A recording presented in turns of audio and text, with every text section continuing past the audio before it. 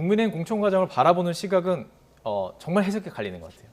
조용한 공천이라고 얘기하는 사람이 있는가 하면 반면에 현역이 지금 컷오프가 안 나오고 있어요. 경선이 뒤로 밀리니까 그럼 당연히 조용한 거 아니야? 이렇게 바라보는 것 같은데 어떻게 바라보실지 궁금해요. 일단은 굉장히 조금 안정적이고 순조롭게 공천이 진행됐거든요. 네. 그 국민의힘 같은 경우에는 공천 파동에 대한 트라우마가 있습니다. 네. 그 2016년도 그때 박근혜 정부 때 보면 김무성 당대표가 그때 옥새 들고 나르샤 파동이 벌어지고 그때 진박 한별사 논란이 벌어지고 그것이 결국은 그때 총선을 폭망하게 된 거거든요. 네. 그래서 이번 총선 같은 경우에는 얼마 전에도 보면은 그 유난 갈등이 터져 놓으면서 이번 총선에도 결국은 용산의 후광이 비춰지는 거 아니냐, 한동훈 씨 사천이 문제가 되지 않겠냐 했었거든요. 어떤 그런 공천 자금을 굉장히 안정적으로 관리한 게 사실입니다. 그러다 보니까 오히려 밋밋한 공천이 됐다고 하는데 제가 볼 때 현역 물갈이는 그렇습니다. 지금 21대 총선 때 보면 그때 국민의힘이 너무 안 됐거든요. 그때 네. 그러니까 지역구에서 84분이 됐는데 지금 초선이 48명입니다. 그러니까 그때 대폭적인 물갈이가 다 돼버렸거든요. 네. 그렇기 때문에 지금 초선하고 재선 합치면 거의 90%가 되니까 사실상 물갈이할 그 초재선이 별로 없고 예. 중진들 같은 경우에는 이번에 컷오프 대신에 중진들은 험지 출마라고 하는 다른 형태로 재배치를 했거든요. 네. 그리고 난 다음에 보면 초선에부터 우리 다선까지 좀 선수의 다양성을 고려하다 보니까 예. 현역 물갈이가 너무 없는 거 아니냐 하는데 지금 어차피 공천 룰에는 보면 7분을 무조건 현역 무조건 컷오프 하도록 돼 있고요. 예. 대구 TK라든가 아니면 PK 쪽에 여전히 그런 게 있고 두 번째는 지금 현역 의원이 경선을 지금 치러야 되는 곳이 한 40군데 정도 있습니다. 네. 그 40군데에서 다 이길 수는 없는 거거든요. 예. 그래서 어느 정도 자연스러운 인위적인 물관이가 아니고 자연스럽게 일단 현역 의원들이 어떤 경선이란 방식 그리고 일정한 공정한 방식을 통해서 네. 어떤 교체되는 그런 효과가 벌어지지 않을까 그렇게 보입니다. 예, 그러다 보니까 이것을 해석하는 게 아직은 조용인 거 아니냐라는 거예요. 지금 말씀하신 것처럼 이제 현역 의원들 7명의 컷오프가 되고 막 경선에서 떨어지고 그러면 이제 시끄러워질 수 있는데 그 시기에 대해서 민주당은 이렇게 얘기하는 겁니다. 김건희 여사 특검 표결이 이제 이루어질 경우에는 그때 이탈표를 막기 위해서 지금 이렇게 느리게 하는 것이다라고 보는 거예요. 동의하시는지요? 예, 동의합니다. 특검 동의합니까? 거부권 예. 행사가 있을 때부터 어느 정도 그럴 것이라고 예상하는 얘기들이 나오고 있었죠. 예. 2월 말로 이제 재표결이 이루어질 것이고 만약 공천이 그때 당시 예상대로 일정이 진행된다고 하면 컷오프되는 의원들이 나올 수밖에 없고 그러면 사실 재의결 의석수에 맞춰질 수도 있다. 이제 그런 부분을 충분히 고려한 공천 일정이 될 것이다라고 했는데 그게 어느 정도 맞춰진 것 같습니다. 왜냐하면 문제되는 지역들이 사실은 지금 하나도 된 것은 없거든요. 네. 뭐 하위 10%에 대한 것도 최근에 이제 통보하기 시작했다고 하고 또 하위 20%에 대한 어떤 경선 결과가 아직 나오지도 않았기 때문에 네.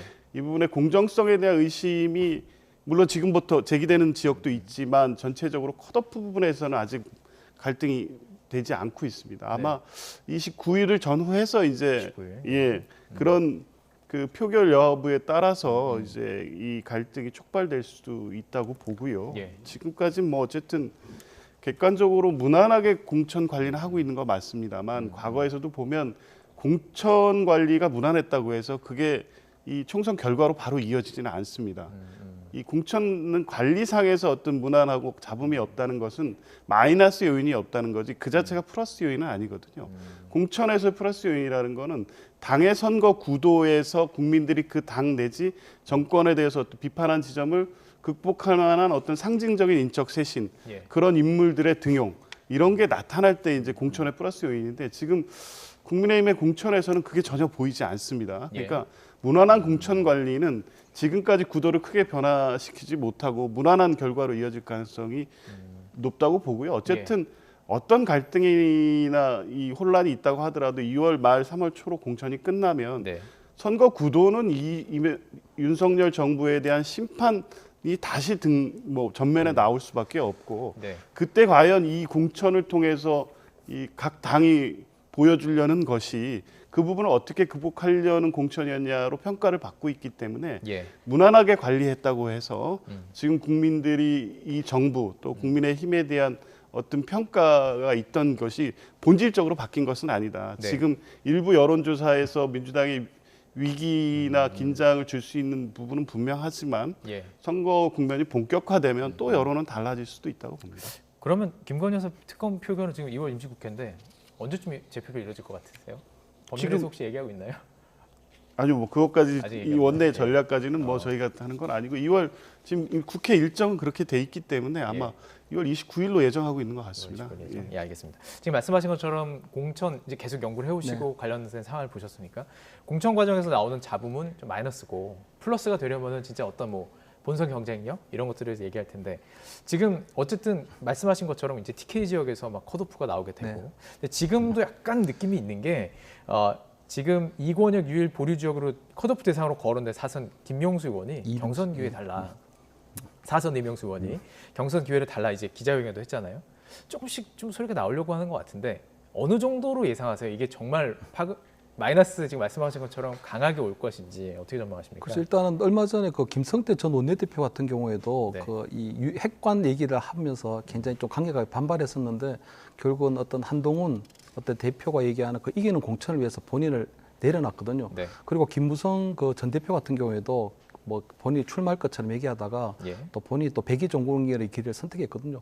저는 이명수 의원 같은 경우는 상당히 지역을 오가면서 활발한 의정 활동을 하고 지역 관리를 잘해온 걸로 알고 있는데 이번에 보면 기계적으로 대전 충남에는 한 분을 무조건 컷오프를 해야 되거든요. 근데 그중에 6분 정도가 벌써 단수 또는 경선을 다 들어가게 됐습니다. 그러다 보니까 아마 이명수 의원이 본인이 해당이 아니냐 억울하다 하는 것 같은데 아마 그런 부분에 있어서는 뭐 공천관리위원회에서 아마 필요한 뭐 절차라든가 소명할 수 있는 기회를 줄 것 같고요.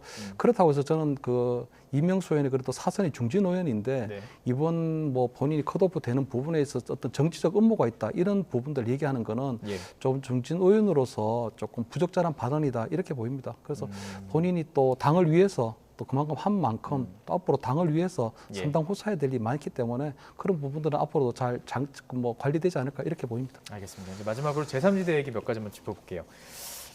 개혁신당 이준석 대표가 이낙연 대표를 향해서 언제든지 다시 합류하길 기대한다 이렇게 말을 했습니다. 가능할까요? 어떻게 전망하세요?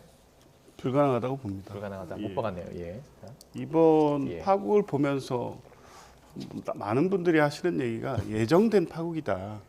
왜냐하면 이 이낙연 그 전 총리하고 이준석 대표의 둘의 어떤 정치적 캐릭터를 비교해 보면 저 두 분이 같이 당을 할 수 있을까에 대한 근본적 회의가 원래 있었거든요. 네.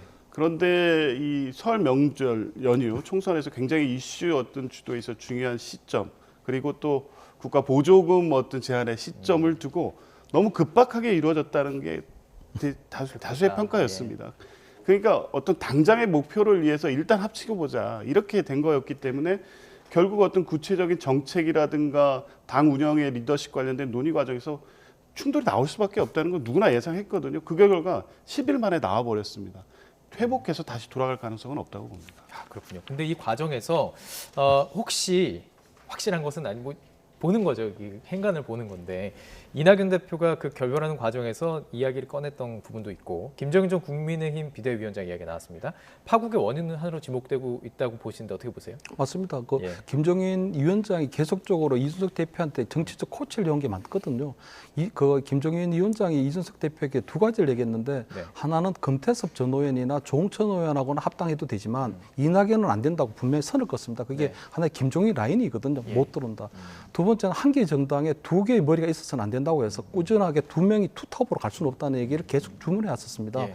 그래서 보면 이번에 그 최고위 회의에 들어갈 때 이낙연 대표 같은 경우는 전면 아무런 준비 없이 무장해제 상태로 들어갔거든요. 예. 근데 거기서 보니까 본인하고 함께 했던 조홍천 의원이나 금태섭 전 의원이 이미 벌써 이준석 편에 들고 있었다는 거거든요. 네. 근데 보면 금태섭 전 의원도 또 김종인 라인이거든요. 예. 그렇기 때문에 사실은 그 김종인 위원장이 배후에서 예. 나름대로 뭐 그 이준석 대표의 어떤 멘토 역할, 네. 어떤 코치 역할을 계속 하고 있는 거 아닌가 하는 것들은 전 이낙연 대표의 어떤 예. 주장이 상당히 좀 신빙성이 있다 이렇게 좀 보입니다. 배우라고 하셨는데 그러면 아예 무대로 등판할 가능성 어떻게 보세요? 그거는 김정인 위원장이 보면 명분과 진리를 따져야 되는데요. 네. 지금 이준석 개혁신당 같은 경우는 이번에 합당이 결렬되면서 상당히 데미지를 입었거든요. 네. 그렇기 때문에 아마 새로운 인물이 국민의힘이나 민주당이 아니라 개혁신당을 찾을 가능성이 좀 낮아 보입니다. 그러니까 본인이 어떤 공천관리위원장으로 참여해봤자 예. 본인이 공천관리할 만한 새로운 인물도 없고 두 번째는 보면 그 김정인 위원장급 같은 경우에는 국민의힘이나 민주당을 오가면서 비대위원장 하신 분이거든요. 그러니까 거대 정당에 하다가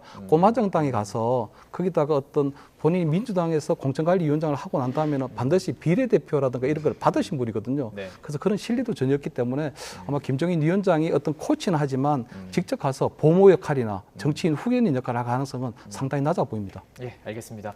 오늘 짚어볼 만한 정치 이슈들 짚어봤습니다. 김철현 정치평론가 또 조기현 더불어민주당 법률위 부위원장과 함께했습니다. 오늘 말씀 고맙습니다. 감사합니다.